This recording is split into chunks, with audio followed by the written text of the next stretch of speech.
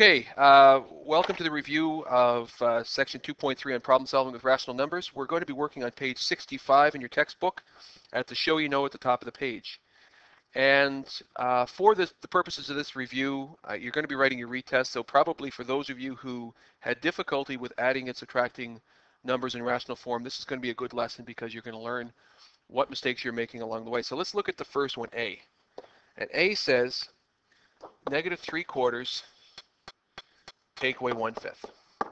Okay, now if you remember, the first thing I told you is that when you have a negative fraction, it's probably best that you take your fraction sign, or your negative sign, or your integer sign, excuse me, and place it in the numerator of your fraction. That's going to make things a little bit more manageable as you go through this process.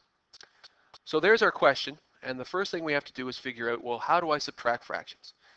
And we all remember that when you subtract fractions, you need to find a common denominator for adding or subtracting. So what is our common denominator going to be? Well, our lowest common denominator, as you remember from our lesson, is to find the lowest common multiple that they share. And if I look at the multiples of both numbers, we'll find that 20 is actually going to be 5, 10, 15, 20. 20 is going to be the first one we share. So that will be the common denominator I choose to use for this particular question. I'm going to make equivalent fractions for both of these that have 20 as a denominator. So how do we create an equivalent fraction? Well, the process is pretty easy. We multiply both top and bottom by 5 in order to get the bottom to be 20, or the denominator to get 20. And the numerator is going to be -15/20.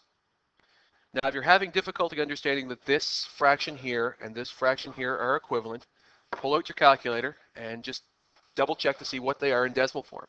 If we look at 3 divided by 4, or 3/4, we know as a decimal, that's 0.5. And if we take 15 divided by 20, we can also find that its decimal value is 0.75. So we do have equivalent fractions there. And if I look at changing this one to its equivalent form, I have 4/20. So what I've done now is I've rewritten the original question to be -15/20 take away 4/20. So we have a new one that has a common denominator. And remember, this is the most important step I want you to show me because it helps me understand whether or not you can actually remember the process for adding and subtracting.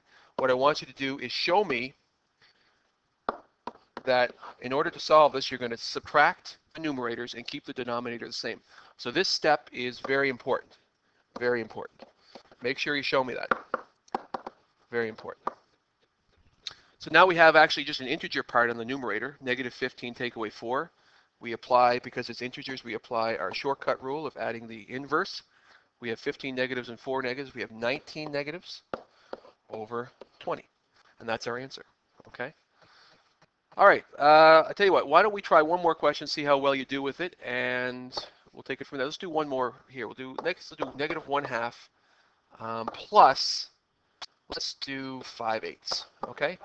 So I want you to press pause right now on the video. And when you're done your solution, I want you to start the video back up, and we'll see how well you did.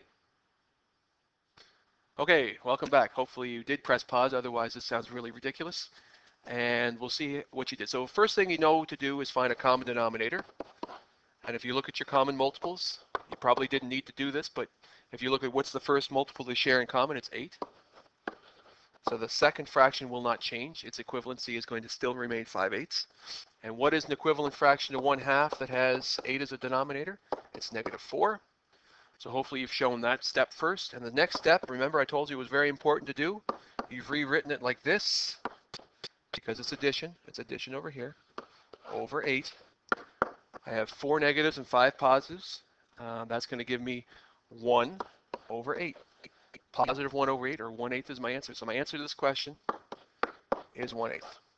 Hopefully you had success with it. If you're still having difficulty with it, we could try a few more questions on Monday. If you're having difficulty, come see me.